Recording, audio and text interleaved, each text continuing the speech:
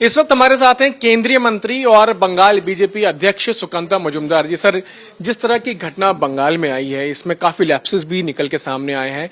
अब जो प्रिंसिपल है उन्होंने भी इस्तीफा दिया है। इस पूरे प्रकरण को, इस पूरे मामले को आप किस तरह से देखते हैं? देखिए, पूरे प्रकरण जो हुआ है ये अभी तक मुझे लगता है ये पूरा डाउट है हमें, क्योंकि पुलिस की निष्पक्षता पर हमें कोई ये नहीं है, कोई भरोसा नहीं है। क्योंकि पुलिस ने बहुत सारे काम ऐसे किए हैं जो नहीं करना चाहिए था। एज ए पुलिस ऑफिशियल्स ऐसे नहीं करना चाहिए था।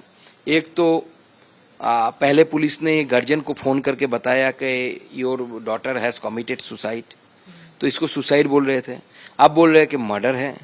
अब मर्डर में जिसको एक्यूज को पकड़ा गया वो खुद सिविक वॉलंटियर है जो पुलिस के साथ काम करती है। तो एक सिविक वॉलंटियर जो पुलिस का ही पार्ट है, तो पुलिस इन्वेस्टिगेशन नहीं कर पाएगी। अभी ये प्रिंसिपल ने भी इस्तीफा दे दिया है। प्रिंसिपल के खिलाफ मैंने बहुत पहले 6-7 महीने पहले मैंने गवर्नर साहब को भी चिट्ठी दी थी कि जो है ये जो प्रिंसिपल है एक करप्शन में डूबी हुई है। और लेकिन टीएमसी के लीडर होने के कारण, टीएमसी के बहुत क्लोज होने के कारण, ममता बनर्जी के क्लोज होने के कारण इस प्रिंसिपल को हटाया नहीं जाता था। कुछ साल पहले हटाया भी गया था, कुछ महीने बाद फिर वापस लाया गया। तो ये स्थिति है। पुलिस निरपेक्ष जांच नहीं कर पा रही है। मुझे लगता है इमीडिएट सीबीआई को हैंडओवर करना चाहिए। अगर ज्यादा देर हो गई तो सबूतों के साथ छेड़छाड़ होगा। मुझे लगता है ममता बनर्जी की मनीषा वही है कि टाइम किल करो, सबूतों के साथ छेड़छाड़ करो और उसके बाद सीबीआई को इन्वेस्टिगेशन आप सौंप भी देंगे तो सीबीआई को कुछ सबूत नहीं मिलेगा। वो यही कह रहे हैं कि अगर बंगाल पुलिस नहीं कर पाती इसमें जांच बेहतर तरीके से तो वो सीबीआई को फिर इसको सौंप देंगे। देखिए, मुझे लगता है it is her mindset to kill the time को वो ये करने के लिए कोशिश कर रही है। क्योंकि आप जानते हैं एविडेंसेस, स्पेशली ऐसे जो केसेस होते हैं उसमें जो सर्कमस्टेंशियल एविडेंसेस होते हैं, जो वहाँ पे जहाँ पे कमिटेड हुआ है, जहाँ पे क्राइम वहाँ पे कमिट हुआ है, वहाँ से जो सबूत मिलते हैं, वो सबूत जो बायोलॉजिकल रिमेन्स मिलते हैं, that is very important for to investigate the identity of the criminal. DNA testing वगैरह होते हैं, आप जानते हैं। लेकिन जब देरी होगा, समय किल होगा, इसके साथ साथ इन सारे सबूतों में कमी आएगी, सबूतों के साथ छेड़छाड़ होने की संभावनाएं हैं। आप खुद एक डॉक्टर हैं, उन सभी प्रोटेस्टिंग जो डॉक्टर्स हैं देश भर में हम देख रहे हैं कैसे धरना हो रहा है, उन सबको आप क्या कहना चाहेंगे? देखिए, हम मोरली उनके साथ खड़े हुए हैं। हम चाहते हैं कि इसका इन्वेस्टिगेशन हो और ऐसी घटना बंगाल में आप ममता बनर्जी क्लेम करती है कि बंगाल या Calcutta is the safest city for the women, तो आप एनसीआरबी को डेटा नहीं भेजेंगे और एक क्लेम करेंगे, इससे काम नहीं होगा।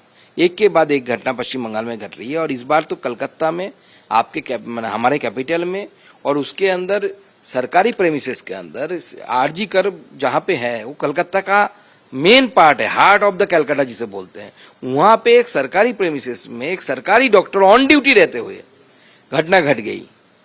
मुझे तो लास्ट 15 साल में ऐसा कोई, मतलब ये तीनों कॉम्बिनेशन कि आप स्टेट कैपिटल में और सरकारी हॉस्पिटल के अंदर ऑन ड्यूटी रहते हुए किसी भी महिला डॉक्टर के साथ ऐसी घिनौना काम कहीं पे हुआ है, ऐसा मेरे ध्यान में तो नहीं आ रहा है, आपके भी ध्यान में शायद नहीं आएगा।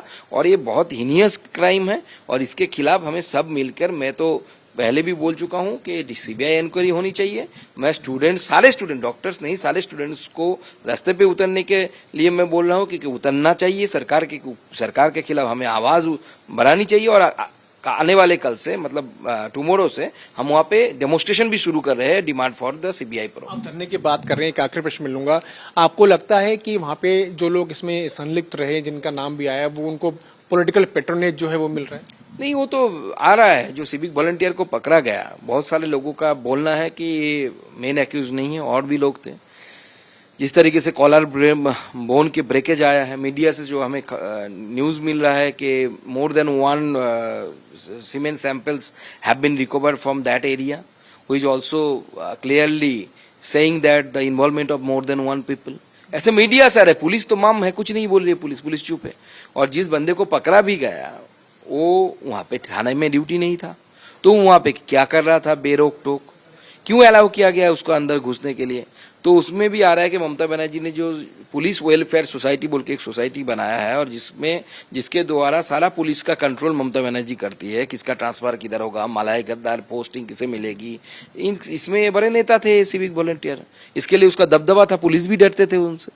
तो इस पूरे मामले में बीजेपी कल से धरना प्रदर्शन करेगी इस मांग को लेते हुए कि इस पूरे मामले में जांच हुए बहुत अच्छे से हो और इस पूरे मामले को सीबीआई को सौंप दिया जाए।